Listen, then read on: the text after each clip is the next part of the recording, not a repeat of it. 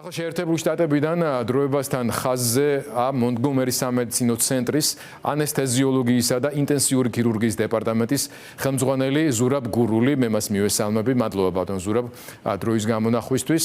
დარწმუნებული ვარ, როგორც თქვენი ქვეყნის დიდი გულშემატკივარი, ასე ვთქვა, და ამავე დროს ექიმი, ყურადღებას ადევნებთ აი განსაკუთრებით ბოლო ერთი კვირის განმავლობაში უკვე BBC-ს საგამოძიებო დოკუმენტური ფილმის შედეგებს რეზონანს, ეგრეთ წოდებულ გამოძიებას და ასევე მათ მიერ გამოქვეყნებულ ოფიციალურ შედეგებს. რა შეგიძლია გითხრათ თქვენი დაკვირვებებით, რასთან გვაქვს საქმე? საღამოშვიდობისა, მივესალმებით ჩვენს მაყურებლებს, დიდი მადლობა მიწვევისათვის. დიახ, ძალიან როგორც თქვენ ძალიან შემაწუხებელი იყო უბრალოდ და საზარელი იყო მის გაგება კიდევ ერთხელ და უკვე საერთაშორისო პლატფორმიდან, რომ განსაკუთრებული სისასტიკით გაუსწორდა საქართველოს მთავრობა თავისივე მოქალაქეებს და ეს უკვე აღარ არის ადგილობრივ თვითონ საქართველოს დონეზე და საქართველოს მასშტაბით არსებული ინფორმაცია, ეს უკვე გახდა საერთაშორისო მედიის საკუთრება ფაქტიურად და შესაბამისად როგორც არ უნდა შეტრიალდეს უკვე სიტუაცია, დღეს საქართველოს მთავრობა მოპასუხედ დაუპირისპირდა არა ისევ ქართულ ხალხს, ჩვეულებრივ რიგით მოქალაქეებს, რომელთა დათრგუნვას ძალიან ადვილად და მარტივად ახერხებს უკვე უბრალოდ ციხეში ჯაგდებით, ფიზიკური ანგარიშტორები და ასე შემდეგ. არამედ უკვე დაუპირისპირდა საერთაშორისო მედია გიგანტს, რომელთანაც თუ რა თქმა უნდა საქართველოს მთავრობა გადაწყვეტს სამართლებრივ დავას, მოუწევს საერთაშორისო საგამოძიებო ჯგუფის სხვა შორის ამ მხრივ ბატონ ზურაბ მთავრობა ადგილობრივი ძალიან თავშეკავებულია ბოლო დღეებში. თავიდან ხელგულზე თითქოს დაიმუქრნენ, რომ BBC-ს უჩივლებთო. ის შემდეგ შეცვალეს ეს ნაწილობრივ და თქვენს რომ მარეგულირებელ კომისიაშიო, ბრიტანეთის და არასასამართლოშიო და გუშინ რაც მოვისმინეთ სუსის განცხადებიდან და შემდეგ კობახიძის განცხადებაში უკვე ჩივილის ენთუზიაზმი დიდად აღარ ფიგურირებს. რა თქმა უნდა, ბუნებრივია, სხვათა შორის პირველივე დღეს როგორც კი ეს ამბავი გახმაურდა, მაშინვე დავწერე მეც ჩემ Facebook გვერდზე დავდები პოსტი და ვთქვი, რომ უბრალოდ ფსიქოლოგიურ და სამართლებრივ ცუქცვანგში არიან მეთქი შესული. ანუ ეს მოგეხსენებათ ისეთი საჭადრაკო სიტუაცია, როდესაც ნებისმიერი სვლა წამგებიანია. და როდესაც, იმიტომ რომ საერთაშორისო მეორე მედია გიგანტს BBC-ს როდესაც დაუპირისპირდები უკვე დაემუქრები სამართლებრივად, მაშინ იძულებული ხარ გააკეთო ეს საერთაშორისო სასამართლოში. თუ საერთაშორისო სასამართლოს მიმართავ და იქ გინდა რომ შენი სიმართლე დაამტკიცო, რა თქმა უნდა, შესაბამისად ასეთი სასამართლო შექმნის საერთაშორისო განსაკუთრებულ ჯგუფს, რომლებიც არანაირად არ დაექვემდებარებიან შესაბამისად საქართველოს მთავრობას და რა თქმა უნდა, მათზე ზემოქმედება შეუძლებელი იქნება. და თუ კი ეს მოხდება, მაშინ ძალიან ბევრი საინტერესო რამ შეიძლება ამოტივდეს, მით უმეტეს რომ უკვე საფუძვლიანი ეჭვი, რაც არსებობს იმისა, რომ რაღაც საეჭვო ნივთიერება იყო გარეული წყალში. დავიწყოთ იქიდან, რომ ამ საფუძვლიანი ეჭვის შექმნის მთავარი მიზეზი გახლდათ ის, რომ თავისთავად წყლის ზარბაზანის ცისტერნებში სპეციალური ქიმიური ნივთიერების შერევა ეს უკვე არის რაღაც განსაკუთრებული პრაქტიკა და ამას არავინ არ იყენებს საერთოდ. ძირითადად ეს ძალიან იშვიათად თუ იმის გაუკეთებია, განსაკუთრებით მიჩნეულია როგორც განსაკუთრებული სისასტიკის და ან განსაკუთრებულად მუძალადე ბრბოსთან ბროს დასაშლელად გამოსაყენებელი საშუალება, რომელიც უაღრესად კონტროვერსიულია და ამავე დროს შესაბამისად ვინაიდან მასზე ბევრი ინფორმაცია არ არსებობს, ამავე დროს ძალიან საშიში. მით უმეტეს რომ არ არსებობდა ის მოცემულობა, რომ საქართველოს პოლიცია და შინაგან საქმეთა სამინისტრო არ უპირისპირდებოდა უაღრესად აგრესიულ ახალგაზრდა ბანდიტების, ასე ვთქვათ, ბრბოს, პირიქით ეს იყვნენ მოქალაქეები, რომლებიც პატიოსნად ჩვეულებრივ გამოდიოდნენ თავიანთი კონსტიტუციური უფლების დასაცავად და მათ მიმართ განსაკუთრებული სისასტიკე იქნა გამოყენებული. ეხლა დღეს რასაც ვაკვირდებით, საერთოდ აი ანალოგია რო გავაკეთოთ, მოგეხსენებათ აი თვითმფრინავი რომ უფრინავს, სამხედრო თვითმფრინავი არა და მას ესვრიან რაკეტას. რას აკეთებს ეს თვითმფრინავი პირველ რიგში? უშვებს სპეციალურ სითბურ ბომბებს, რა, ყურადღების გასაფანტად როგორმე იმას გავყვეს რაკეტა. სწორედ ეხლა ამას ვაკვირდებით დღეს, რაც დღეს მიმდინარეობს ჩვენს მედიაში იქნება, საზოგადოებრივ ქსელებში თუ საერთოდ სწორედ ამას ვაკვირდებით, რომ ნელ-ნელა ყურადღების გადატანა მიდის ამ სითბური ბომბების მიმართულებით და არა რაკეტის და თვითმფრინავის მიმართულებით. რაკეტა ისროლა სწორედ BBC-მ და თვითმფრინავს მოუწევს ახლა ყოველ შემთხვევაში შესაბამისი მანევრირების გაკეთება, ან სხვა გზა არ იქნება, ის აუცილებლად ჩამოვარდება. ასე რომ ის დავა და დღეს კამათის გადატანა იმ კონტექსტში, რა კონტექსტის მთავრობა აკეთებს და ამაზე აყოლა იქნება ძალიან წამგებიანი. რა თქმა უნდა, გამოაგორეს ათასნაირი ექსპერტები, ექიმები, ასე შემდეგ, რომლებიც დაიწყებენ დავას იმის შესახებ, რომ რამდენი ადამიანი იყო იქ მისული, რამდენი არ იყო მithwani კლინიკაში, რამდენი დაშავდა, რამდენი არ დაშავდა, შემდეგ იქნება მე ეს რა იყო ქლორობენზილი, რაღაც ნიტრილი თუ ბრომობენზილციანიდი თუ ასე შემდეგ. აი ეს კამათი არაექსპერტების დონეზე არის ძალიან წამგებიანი, იმიტომ რომ ხა დღესდღეობით სამწუხაროდ თუ საბედნიეროდ არ ვიცი გააჩნია კონტექსტ, შესაძლებელია ყველას მიუწვდება ხელი ინფორმაციის და შეუძლია მოიპოვოს რაღაც აურაცხელი რაოდენობის ინფორმაცია, ხო?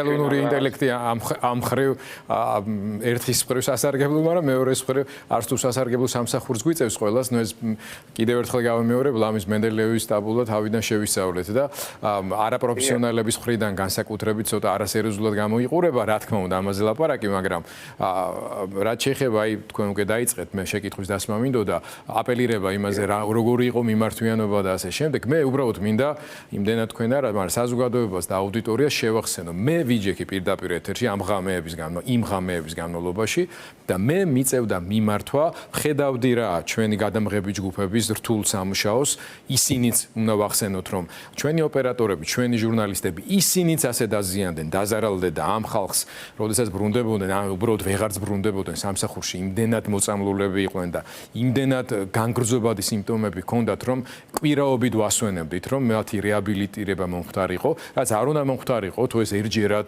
ეფექტზე იყო გასული. მიუხედავად იმისა, რომ ყველა მათგანი იყო ეკიპირებული სპეციალიზირებულად. აი ამაზე მინდა ყურადღება გავამახვილო, როცა იძახიან, რომ აი 9 აპრილიდან თურმე როგორ შეიძლება ამის შედარება და ასე შემდეგ. აქ უბრალოდ მომზადებული ადამიანები იყვნენ. ანუ ეკიპირებულები იყვნენ ეს ადამიანები და იმიტომ არის, რომ ღმერთმა გადაგვარჩინა და მსხვერპლი არ დადგა, თორე შედეგები იყო საკმაოდ რთული მიუხედავად ამ ეკიპირებისა. და აქვე მიმართვიანობასთან დაკავშირებით ყველას გვახსოვს რა ხდებოდა. მიუმართავდი ჯანდაცვის სამინისტროს, რომ სამედიცინო სასწრაფო დახმარების მანქანები მოებილიზირებინათ. არ ყავდათ ადგილებზე, გამოძახებები იყო ერთი ამბავი და პრობლემა იყო, რომ უბრალოდ იქ იმ ადგილზე ორგანიზებული სამედიცინო მომსახურება ყოფილიყო. შეგნებულად სპეციალურად აკეთებდნენ ამას. ეს ერთი და მეორე, ვინ წაიყვანეს, ჩვენ ბევრი მაგალითები ვაჩვენეთ მაშინ პირდაპირ ეთერში, როგორ მიდიოდა იქ მერე კრიმინალური პოლიცია და როგორ მიყავდათ სხვადასხვა საავადმყოფოებიდან ეს ადამიანები იზოლატორებში და როგორ უსწორდებოდნენ მერე ამ ადამიანებს ამის უამრავი ფაქტებიც ჰქონდა.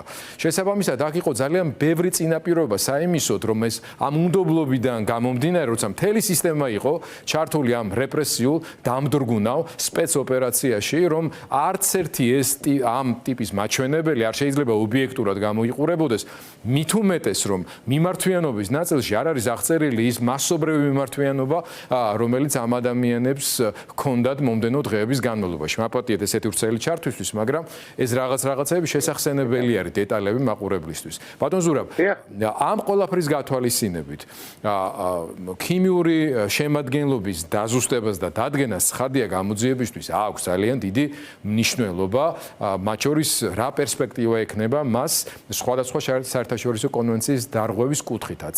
აი თქვენ როგორც ექიმს რა შეგიძლიათ თქვა თქვენი დაკვირვებებით იმ მაგალითების გათვალისწინებით, რასაც ყვებიან ეს ადამიანები, ადრე ყვებოდნენ და ახლა კიდევ უფრო ინტენსიურად გვესმის ეს ჩვენებები. შეიძლებოდა რომ ეს ყოფილიყო რამე ნივთიერება, რომელიც უბრალოდ დიდი დოზით გამოიყენეს, თუ ეს თავისთავად იყო ისეთი ქიმიური ნაზავი, რომლის გამოყენებაც არც ერთ შემთხვევაში არ შეიძლება მშვიდობიანი მანიფესტანტების მიმართ. დიახ, ну, ყოველ შემთხვევაში შეიძლება რამდენიმე რამის გადაჭრით თქმა, რაც ფაქტია უკვე, არ დავიწყებ სპეკულაციას, ფაქტი არის რა. ერთი, როგორც უკვე აღვნიშნე, არ გამოიყენება და არ ხდება ეს არ არის მიღებული პრაქტიკა, რომ წყლის ზარბაზანის სისტემაში იქნეს შერეული ქიმიური ნივთიერება. იმიტომ რომ ეს ზარბაზანი გამოჩნდეს უზარმაზარი წნევით, როგორც იცით, რომ აი შეგვიძლია ხელი მოტეხოს ადამიანს და ყავდა ასეთ დაშავებულები, ხო, იყვნენ ასეთი. და წარმოიდგინეთ, როდესაც ქიმიური ნივთიერება ადამიანს მიესხურება აი ასეთი წნევით, რამდენიმე ატმოსფერული წნევით, რაც არის თავისთავად უკვე დანაშაული და თავისთავად უკვე შეიცავს რეალური დანაშაულის ელემენტებს. ეს ერთი. მეორე, თუ ავიღებთ კლასიკური სრემცადენი გაზის, რაც არის გამოიყენება მასივის კონტროლისათვის და კლასიკურად წავიკითხავ და გადავხედავთ, რომ არის ეს ჩვეულებრივი სრემცადენი გაზები, რომლებიც რა თქმა უნდა თავისთავად ტოქსიკურია, მაგრამ საბედნიეროდ მათი ტოქსიკური ზემოქმედება აგრძელდება სადღაც და მაქსიმუმ 9 საათი 45 წუთი და ასე შემდეგ, ну, ყოველ შემთხვევაში 1 საათის ფარგლებს არ ძლდება, ესეც არის კლასიკური ინფორმაცია და ფაქტი.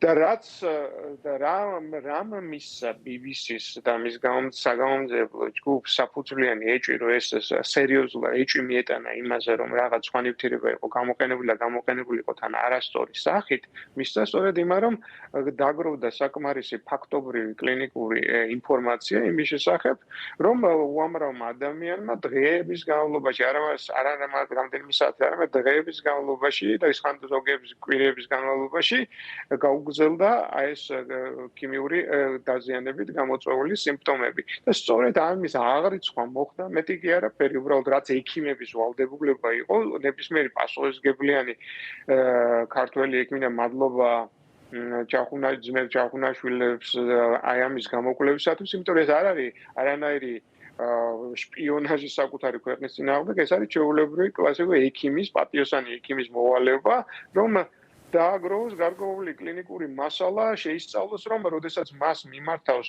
პაციენტი ჩივილით, რომ რაღაც გარკვეული წარმოდგენა ჰქონდეს იმასთან დაკავშირებით, თუ რასთან აქვს საქმე, ეს იყო და ეს.